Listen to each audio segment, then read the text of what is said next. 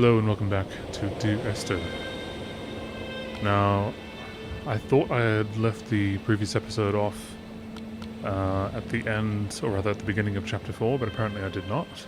So I shall have to replay chapter 3, and I'll meet you at the point where we left off.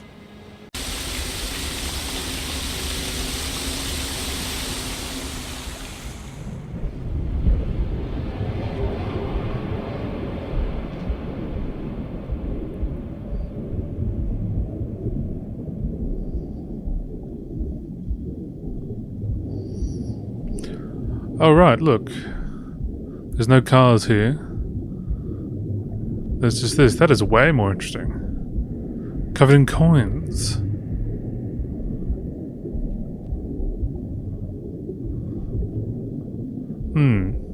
So there you go with the random elements that you can come across. It can be cars, or it can be this this medical table covered in coins. How interesting. I believe the point we're up to was just beyond this. Let's have a look.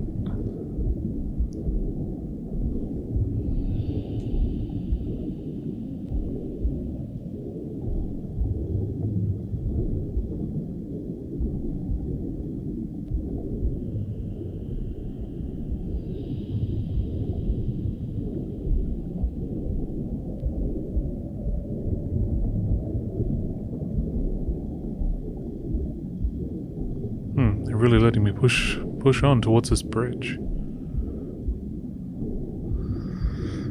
Oh, are those people? Oh no. They're just part of the fence. There we go.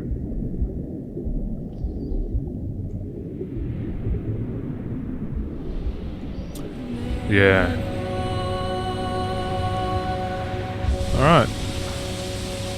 We're back.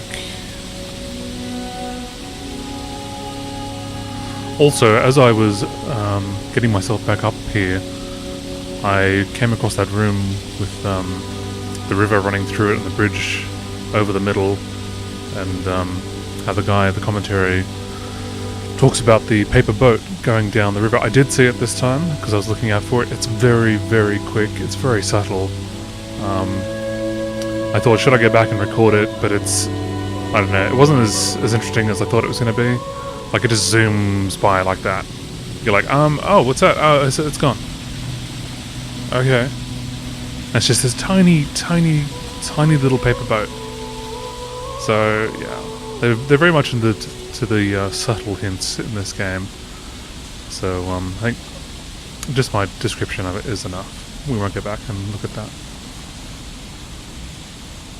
This scene for me is like really, really iconic because it kind of brings this idea of the caves being an inward journey through the body together. It's really kind of like a symbol of rebirth, and it actually brings together a lot of the visual goals that I wanted to achieve with a lot of the symbolism in the game. Like, I've talked a little bit about how the environment was kind of designed to provoke emotions, and kind of the impressionistic style gives you just enough information to make you think of things and feel things, but this is probably like the antithesis of this, and the whole feeling of rebirth here is quite strong. I know Jess. Yeah, the music's really supporting that. Yeah, because she sings always, always throughout. You know, we've got always, always, and then she sings never, and a moment of absolute soaring. It's the climax of the music. As you come out of the water and the music kind of swells, and you just kind of, it is like a moment of change has happened in some way, and I think it's rebirth, isn't it? For me, it's his moment of clarity and acceptance and understanding of the reality of what's happened. And you're literally moving towards the light at the end of the tunnel. Yes. You're actually doing that as you go through. But I the music, especially, I think before the music got layered in, that scene was nowhere near as kind of powerful for me. Like, that kind of just totally made it. Right. Yeah, all of that was lost on me. I didn't feel this moving through the body or rebirth or anything. I just felt like a dude wandering through a cave. And apparently the lyrics, is that what she was saying? The lyrics of the song are saying always, always, always, always, never. It says never here. Or maybe she just meant that what it was symbolizing for her. That's what she felt. Rebirth, eh? So this is a, okay. Alright. Alright.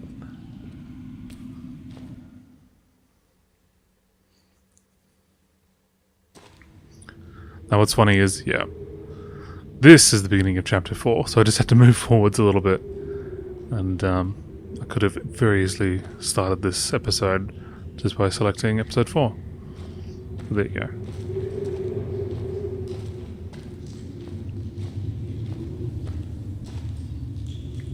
Dan and I had worked on lots of projects together, non-game projects, before we made Dear Esther. And I think the thing that links all of the projects that we've worked on together is that idea of hidden stories and layers of stories. And one of the things I wanted to do with the music was to embed hidden little hints and stories into it. So the music that you hear here has Morse code. And the Morse code is spelling out the word Esther. And I really, really liked this concept of that some people would understand that it was Morse code and try and figure out what it was saying. It also provided a really interesting rhythmical dynamic. And yeah, it's just about these ideas of hidden stories and layers, but it also starts to emphasise the obsessional nature, I think, of the story in Dear Esther and his agitation and actually slight panic. So you're getting this rhythm that just repeats and repeats and repeats obsessively. So I think even if you don't understand that it's saying Esther, and even if you don't understand that it's Morse code, you're still getting this feeling of this obsessional repetition and slight panic that he has. And again, it's kind of it's the new chapter, and it's spelling out that something has changed at this point. Jesus. I mean, I guess as developers, people who want to make this kind of deeply mysterious game would be of that mindset of just make everything matter, make everything this deeply woven mystery way beyond what normal human beings would even understand. Like, this shade of grey is probably called something that is linked to something, which is linked to something which somebody said once, which is linked to something, which is linked to Esther, which is linked to death, etc. Oh my god. And like, this plant being here means something. Wow. It's probably the level which has changed most from the original mod, I think. It's much, much bigger than the final level in the mod. And one of the major changes in there is in the original mod, the whole side of the cliff face was covered in painting and writing, and a lot of that moved inside to that corridor in the caves where it's really obsessionally painted on. And it was really, we spent so long on that because we were trying to get it looking right, because it's one of those really interesting examples where I loved the image and the idea that you've got this guy painting the entire side of a mountain with words and symbols and things. But it was really interesting when it went into the rebuild, it just never worked. And I think it was because the environment was so crude in the mod that those symbols and that painting became the focus of the level, and it changed the feeling of the level completely, when actually that just wasn't something we could realise in any way, that not even technically, but just didn't artistically look and feel right. And I think probably sort of retrospectively looking back on it, that's about the sort of the sophistication and the subtlety that then came into the art, rather than just being, this is literally just a canvas that we write words on, to actually the environment telling its own story without the story being literally painted on it. Yeah, it was very difficult when we were experimenting with that to kind of like make it not completely unreal. Like, I think for me it was kind of, I wanted to kind of bring the player a little bit back into reality after the caves, and I think with having those symbols everywhere, it was kind of pushing them out a little bit. So I think what we came to, the kind of compromise we had, it was kind of a nice in between.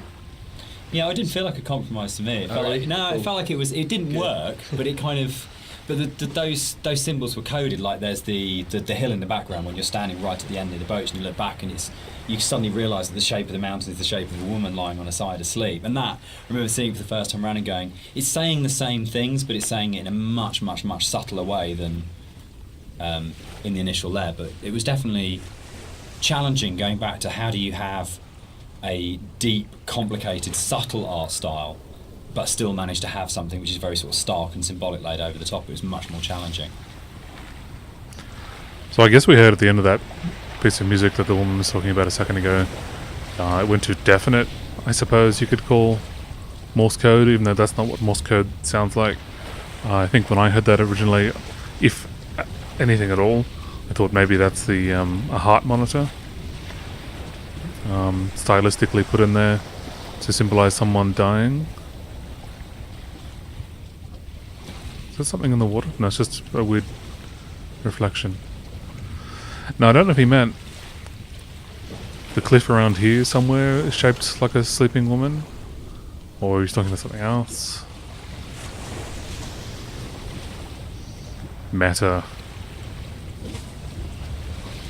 I think one of the most fascinating things for me about planning this director's commentary has been that in previous years, when all the three of us have talked about Dear Esther, we've talked about the interpretation of the player, but actually going through this together, post having made it, we're still surprising each other. Yeah, and I think that's really, really interesting for me, because it shows that we left interpretation for each other and that we trusted each other actually just to get on with it. And because we each brought our own special and unique contribution to the game, we didn't have to in a way talk it to death or say you have to justify every idea you have or talk it to death or explain it. That Rob's idea that the island is very tainted and corrupt, and my idea that Dan didn't know that the whole level of the caves is a birth metaphor. I think it's really amazing that we're still finding out things about the game that we didn't know. I think it was nice when I came onto it, because Dan was basically like, he gave me a bunch of materials, but he left me to my own devices for a lot of it, and we kind of like, I finished a level and Dan would play it and give me some feedback, but he was very kind of like hands off at the beginning, which was really nice, kind of. So a lot of my interpretations just came through that downtime where I was just kind of like going off and doing my own thing. And so yeah, it's like interesting to hear Dan talk about it sometimes, because there's some backstory that I've never even considered before. And obviously hearing Jess talk about it as well is really interesting, especially when it comes to the soundtrack. It makes me look at things in a very different way. So yeah, it's really interesting. I think for me, like making games is so inherently collaborative, and you have people coming together with different ideas and different takes on things. And in a way, the least interesting thing you can do with that is to structure it all so heavily that there's no space for each individual person to bring what they're thinking to it. And I think the best games, well, for me, my favourite games are ones where you can really feel the personal footprint of each individual developer and aspects of it, and it feels like it has been a genuinely collaborative exercise where everybody has thrown ideas into the mix and everybody is bringing something to the table rather than people are just following a kind of a really structured plan. So yeah, I think it probably is one of the reasons why Esther has had the sort of life it's had since release, is because there's 4 people if you include Nigel, all bringing very different things to it, and it gives it a huge amount of depth for something that's so simple on the surface. So they're saying it was just made by the 3 of them, which is basically just the 2 of them, because one of them is just a music composer. That would explain why it's so short. I was just thinking, wouldn't it be great if people like this made a much bigger game? And I guess they could, but it's just not mainstream enough. I mean, they'd have to charge quite a bit more money for it to make it justifiable to spend the time on it. And even that wouldn't do it, because it's not a mainstream enough idea. Not enough people would buy it to cover their expenses of making it, which is a shame. But it's also interesting that they were just saying how coming back to it now, they're all having like different thoughts, different ideas about it, different interpretations of it that the others weren't aware of. So, like the whole rebirth thing about the caves, I'm pretty sure the level designer was like, oh, that's what you thought it was about? I'm just making some caves, dude. But, you know, you do you. So, there you go. One of the really nice things about the move from mod to the commercial version is that we had a couple of years worth of the community talking about the game before we went back into it again. And one of the things that I read on a forum was that someone had constructed this amazing version of the story where they'd decided that the narrator was Paul. And I hadn't thought of that. It was never part of the original writing. And I thought, that's so amazing that as a writer, your audience can find something in what you're doing that you hadn't thought of. So it was really important when we went back in to record the additional set of voiceovers. I thought, I absolutely want to do this. I want to take this idea that's come out of the fans and to run with this and to add an entire new sort of stream of story in there. So we added in a couple of cues within the force level that intimated much more strongly that actually Paul wasn't this other character who caused the accident, but actually you were responsible for everything. But again, it was then trying to find that balance of not overcooking it, so you weren't led to that idea, but just if you happen to have the combination of just a couple of narrative units, then you would possibly come to that interpretation. But it was really amazing to be able to say, it felt like giving something back to the fans that had enabled us to make the remake in the first place. And it's always a lovely moment as a developer to be able to recognise your fan community and kind of say, thanks, this one's yours, this one's here for you. So I'm starting to think that even the developers aren't sure what the story is, and there's that man on the hill again. I can see there's a commentary right next to him, which is great. Yeah. With all this, you know, different interpretations and different things put in there, and the fans thinking, oh, is it this, or is it this, and that's surprising the developers. Oh, that's what you thought it was about. Oh, okay. Yeah, that's cool.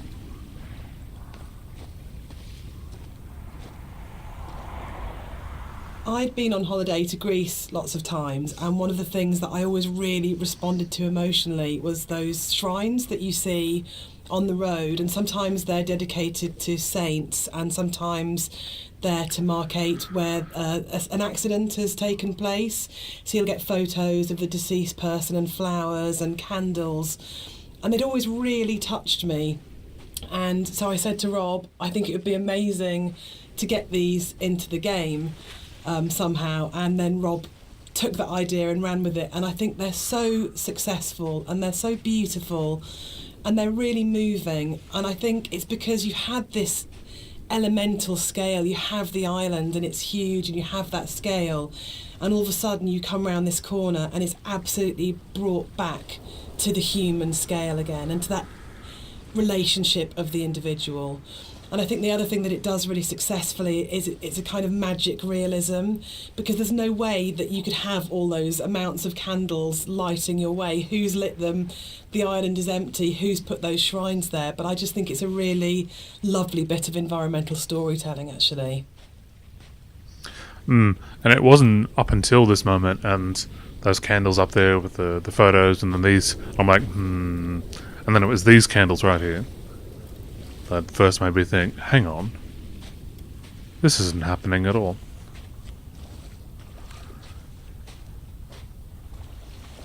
And they've been talking about all the while how it's all a dream and this symbolizes this and this is all deep and meta about that.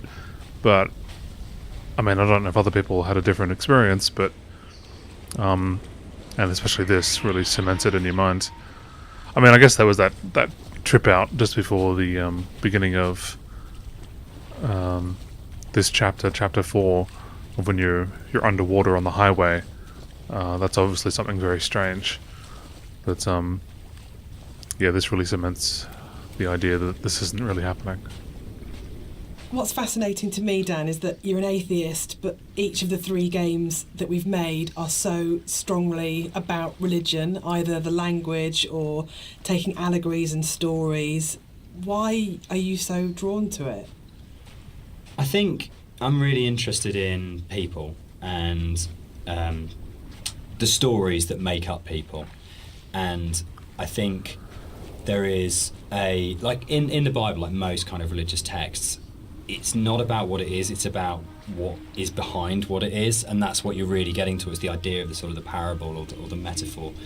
And it really felt like, particularly with Paul on the road to Damascus, is a story that many people know and we can understand, and it's about redemption and consequence and guilt and transformation and who you really are and what that means. And it felt like just a really strong, powerful way of making it very accessible, the narrator's kind of inner turmoil, in a kind of a story that we know really well. And there's a universality to those kind of questions that, whether it's, Christianity, whether it's Islam, whether it's kind of Buddhism, that they're asking very broadly similar questions. What does it mean to be human? What does it mean to be a good person? How should we behave to each other? How should we feel about the world we're in? And it's a really powerful way of speaking to a lot of people. I think that's always been really important as well, is that it's about saying, no matter who you are or what your kind of like outlook on life is, whether that's faith-based or secular, that we are all effectively asking the same questions. And that's why I think all our games kind of tend to be around those questions. Right. So he's an atheist, but he has intimate knowledge of the Bible. That was, again, entirely lost on me. I've not read the Bible, and I probably never will. I've read bits of it, and it just makes me want to bash the book against my face because it's just horrendous. So apparently the Paul to Damascus thing was a Bible reference. Okay then. Is Dear Esther a depressing game or a hopeful game? Depressing. For me, it's kind of like a mix of both, really. I think, like, my interpretation is kind of like, I always feel like kind of depressed when I think about the kind of turmoil that this guy's been going through for God knows how long, and the kind of environment he's been in, and all these events surrounding his story. But for me, I always feel like a little bit hopeful at the end. The conclusion just feels like a relief, and like this is kind of all ended in some way. What do you think, Jess? I think it's a game about acceptance, and I really like that. And I think it's telling that a lot of people with mental health issues have responded really positively to the game, and we get a lot of emails and letters from those people saying that it's helped them through a really difficult time. And for me, that's because it's about the struggle of being human, that it's hard and that we love and that we grieve and we lose, but we come through it. And those things are what makes us human, that it's transformative and that the pain is part of life. And that's a really beautiful message. And I think that's what you do so well, Dan. That's what you write about. You write about what it is to be human. So, Dan, you wrote it. Without wanting to cop out, one of the things about writing it that I really wanted to do was to make something that people could take and could own, and it would be their take on it. And their interpretation of it mattered in a way that mine didn't. My job was to give them the architecture to interpret in their way. So I think that is a cop-out. I do. I think as a writer you always have. Yeah, I think it's redemptive. But I don't think the redemption is as cut and dried as it's all okay at the end. It's not okay at the end. But there is a release, there's an escape, that bad times will happen, but they will end. And they won't always end positively, but they will end. And that's I think, the redemption of it, of saying that things are never easy. This too shall pass. This too shall pass, which my mum always says, and I think that's probably the motto of the Chinese room, actually, absolutely. Isn't it? Like, I don't think it's as kind of openly positive as, say, Rapture had a much more strongly positive end. I don't think Esther has. I think it's much greyer than that. But I think fundamentally it's about coming to terms. Again, I love how they're also incredibly divided about what game did we just make? I don't know, man. What do you think? Well, I wrote the thing, and it's just sort of about stuff. What do you think? I guess as a writer, he just had like an impression of things that he wanted to do, and he just threw them in there. He's like, yeah, that's cool, make of it what you will.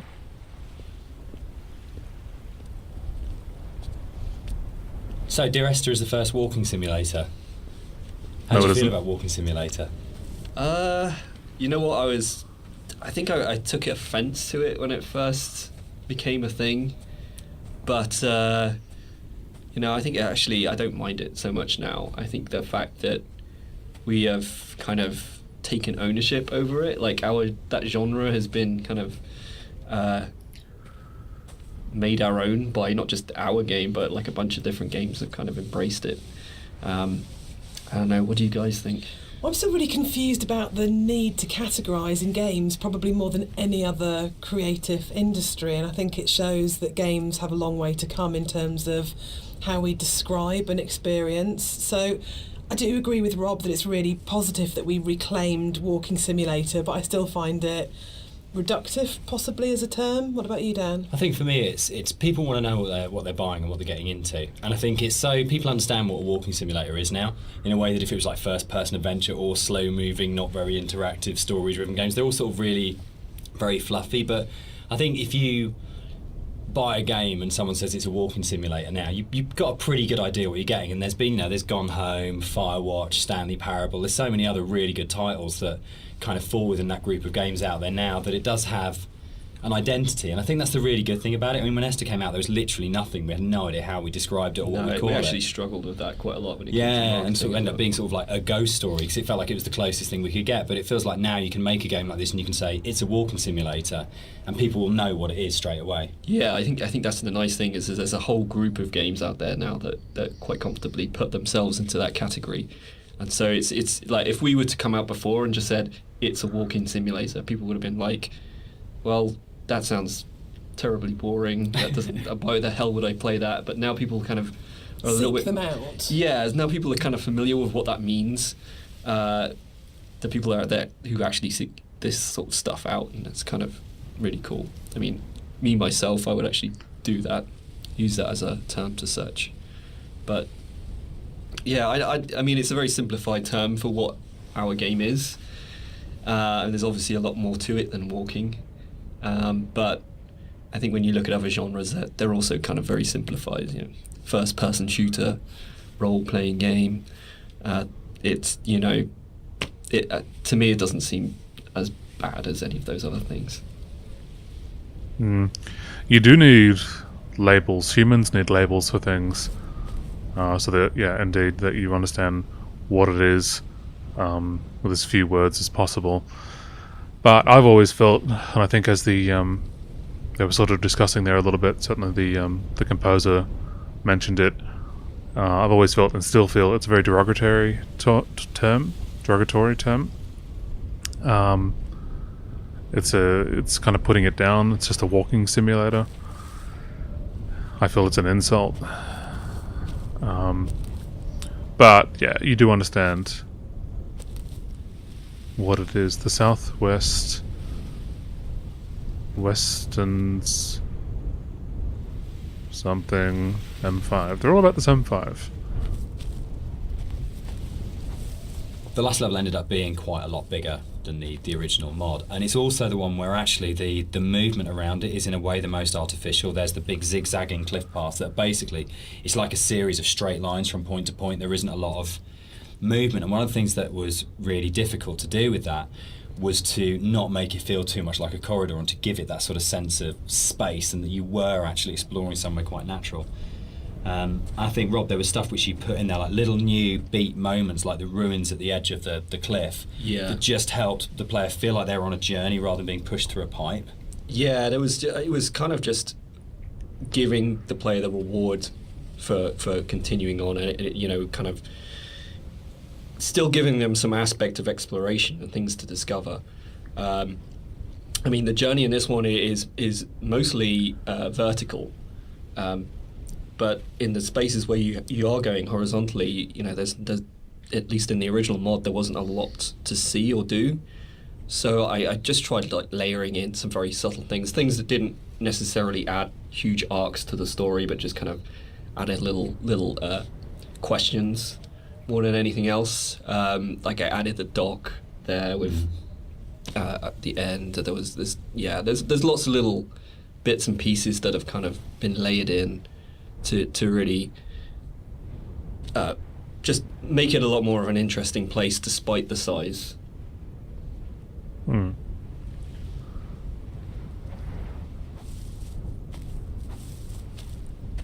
There's a bit of an illusion of simplicity with games like Dear Esther that people kind of assume, because there's not a lot of mechanics and there's not much going on in that sense, that they're easy to make.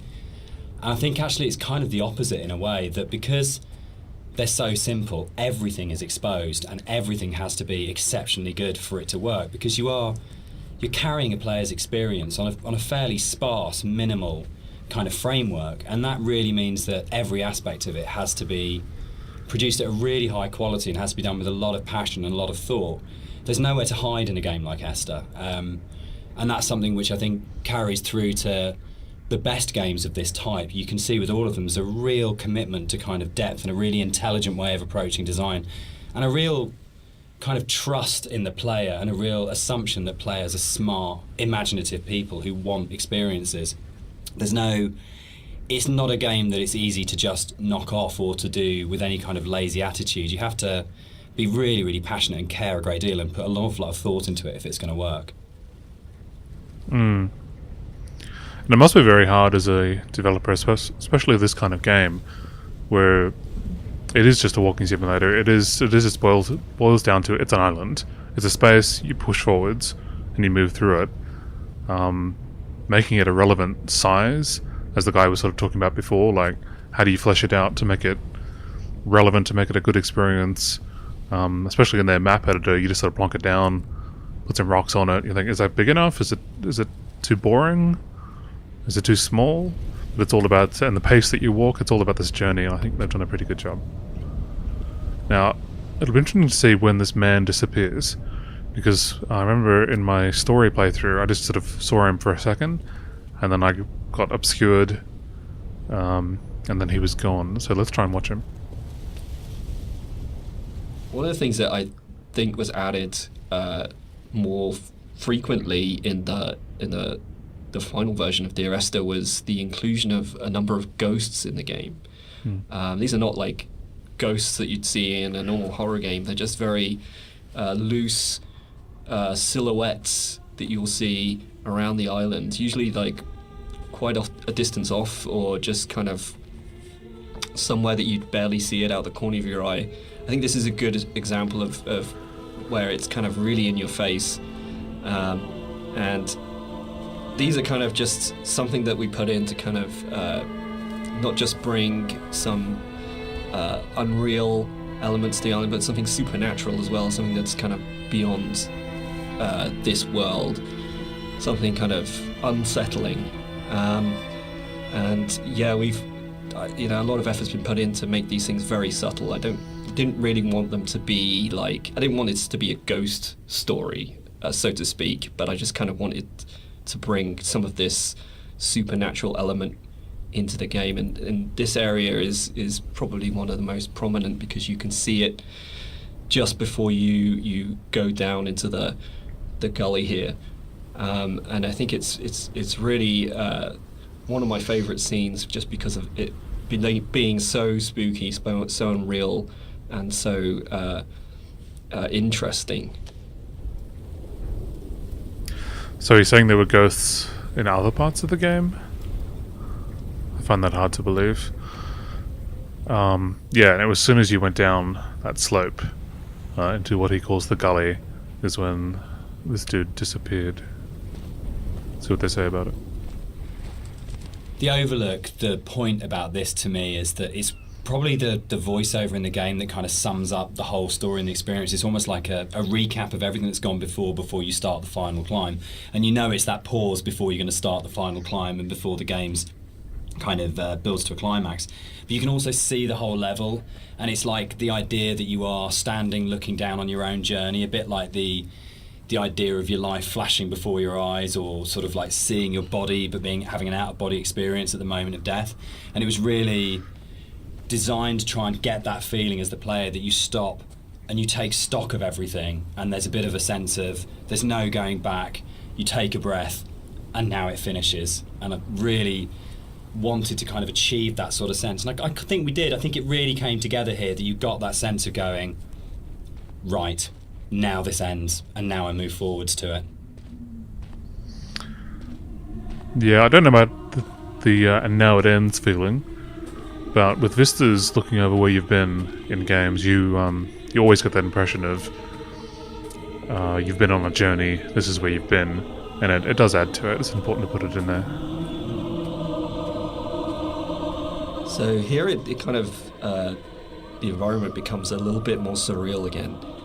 We kind of play with the colors a little bit, bring up the saturation. It's kind of a little bit of a return to some of the more cave-like aesthetics in terms of colors and stuff like that.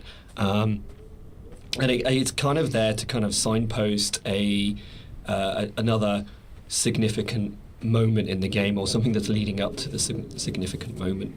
It goes back to this kind of idea of having these emotional signposts in the visuals of the game, without it being overly obvious. And some of that emotional stuff comes through the colours of the environment, and the more saturated they are, the more kind of surreal things become.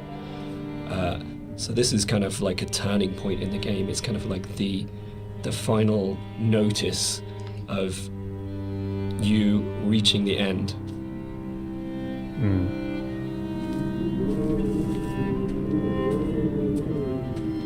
The music that's playing here is a repeat of another cue, and originally we hear it played on the piano, and the string quartet take on the piece here. And it's one of those really nice instances where we were in the studio and I had this idea of how it was going to sound, and I thought it was going to be quite full and rich and, yeah, full-bodied. And then one of the string players said to me, this is wrong, actually, for what we're playing. And they said, let's strip out all the vibrato, let's play it in a really Scottish, plain style. And it absolutely transformed that piece, and it's one of the really special things about being a composer, is that you get to collaborate with people who come fresh to it. So you have this preconceived idea of how it should be, and then they say, no, why don't we turn it around and think about it like this?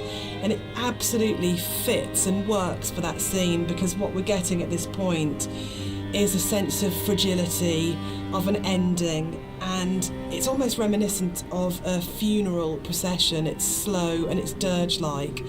But yeah, it was just a lovely moment where they gave something of themselves, and that's what's amazing about working with live instrumentalists. You're never going to get that from a sample. That's great. But one of the musicians was like, nah, this isn't what we should be playing. And I see what they meant, I see what they've achieved by making it, removing the vibrato and making it not a full sound, making it that sharp, solid sound. Sort of matches the visuals, makes it feel more cold, more serious. It was possible that this last section of the game could have felt quite laborious and forced, because it's two long zigzagging paths that just go up, and there was a real importance to getting it right. Quite a lot of work went into it. I think at this point for me, you probably as a player understand that the narrator's going to die at the end, and that this is it. And that unlike where the rest of the island, there's this sense of this could just keep going on forever and ever and ever, and you're going to keep the motif of come back. But I think when you set on this path, we really wanted to have that sense of this is it. This is the last time you're going to walk these paths. This will end now.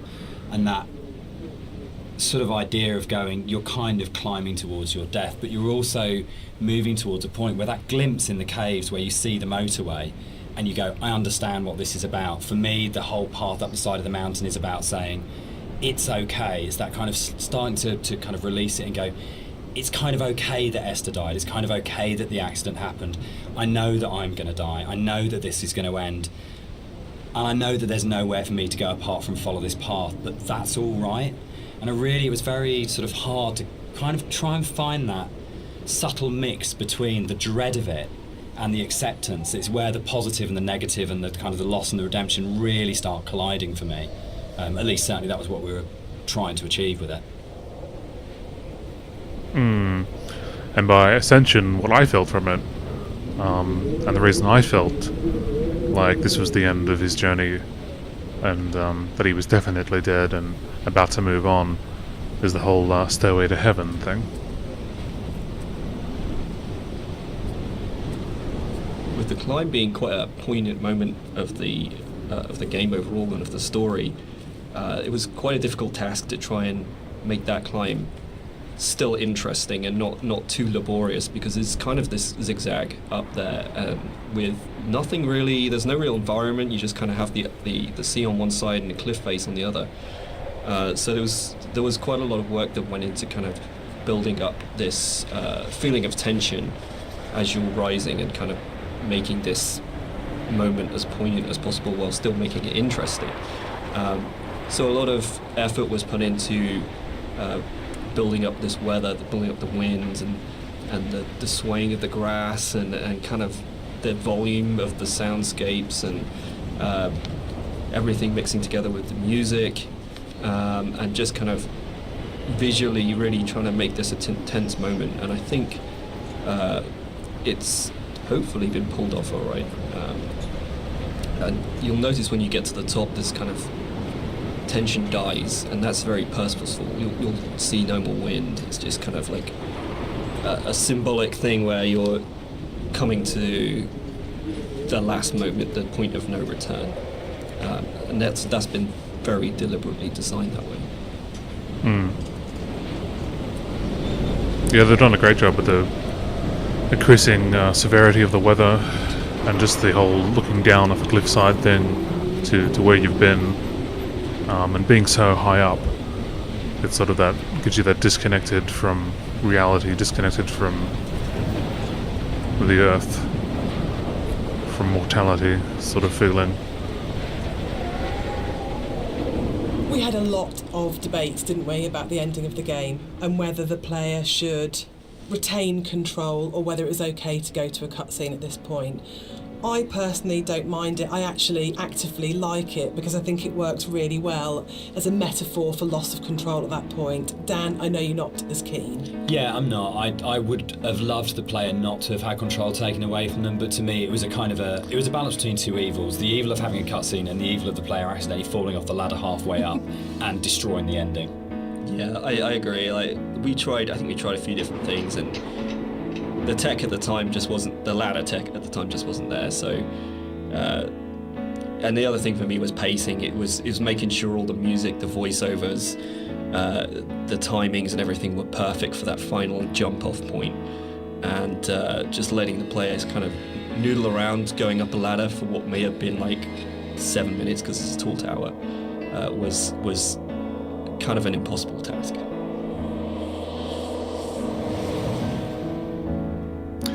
One of the things that I enjoyed the most on working on Dear Esther was Rob's beautiful visuals were so inspiring, but Dan's words are always so amazing to write to. I think that's where we start as a partnership. And the music at the end was so easy to write because that last voiceover is the pinnacle of the writing to me, as it should be, because it's the last VO, so you would have failed if it wasn't good, but it is just so beautiful and moving. And for me, talking about whether it's a hopeful ending, the music is really hopeful at this point, and it signifies to me transformation, freedom, escape, acceptance. Yeah, and it was just a beautiful cue to write, actually. I don't know, I can't remember quite where it came from in the mod, but the moment when we went, or we could put the bird in there and you could see the bird's shadow, and actually it turned from being kind of like a straightforward literal suicide into a metaphorical, or to my mind, kind of like, I always really believed the narrator did turn into a bird just before they hit the ground, and that was really important. I think it's probably the strongest ending in any of our games so far. But yeah, I'm very proud of the way everything came together in that last section. Yeah, I think it's the bird thing is particularly interesting because I think it was in the original mod, but the timings and everything were just all off, and you never really saw the seagull.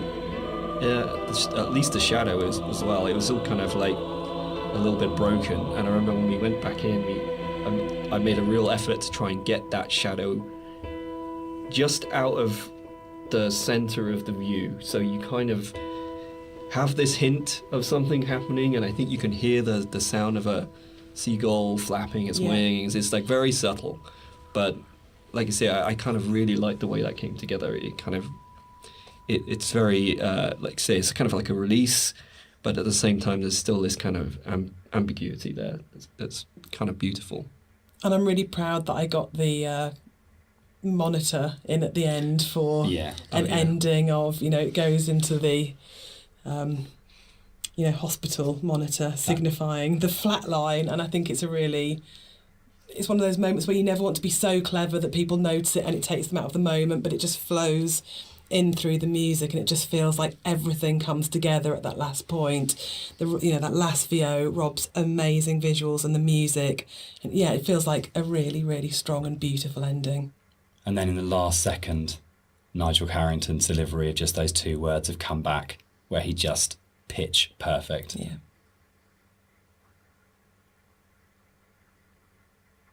So that's the end of the director's commentary. We'd just like to say a big thank you to everyone for listening. We hope you've uncovered some secrets and some facts that you didn't know about the game before. We'd also like to say a huge thank you for buying the game, and for all our fans who've been behind us and been behind the game and have kept it alive all these years. It's a real privilege that it's still out there, still such a title that people love so much. Yeah, and we're really looking forward to the future and what we can create coming up next. Thanks for listening. Cheers. Bye. Cheers. It's a very English thing to say. It is a very deeply moving game. And I think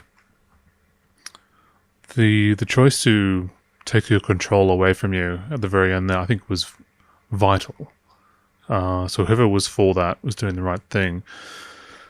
Because while losing control as a player can be very annoying, I think it just added to the sense of relief. You've been pushing forwards for a long time to get there. You've been very slowly climbing up this cliff, and then they relieve you from that, and you get to this final destination, which looks complicated, but they're like, "Don't worry, we'll take care of it." And having to climb up that long tower after your long climb up the mountain would have been like extra laborious. You'd be feeling a bit more frustrated, and that sense of relief wouldn't have been as much. And also having to climb up there yourself and control it yourself to jump off would have given you a very different feeling for the ending there. Like it was your fault, it was your choice to jump off. Whereas if it takes it away from you, it just shows you that it was going to happen.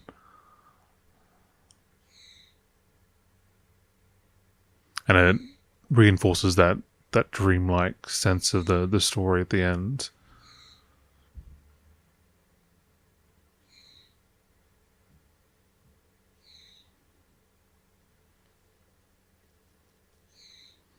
And it didn't feel like a suicide at all, because very shortly after he jumps off, he's very clearly not going straight down.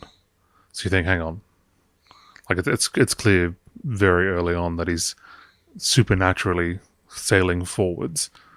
So maybe that wasn't their intention. Maybe that was just unavoidable because of the level design of climbing up the spiral of the tower, so you can't just fall straight down.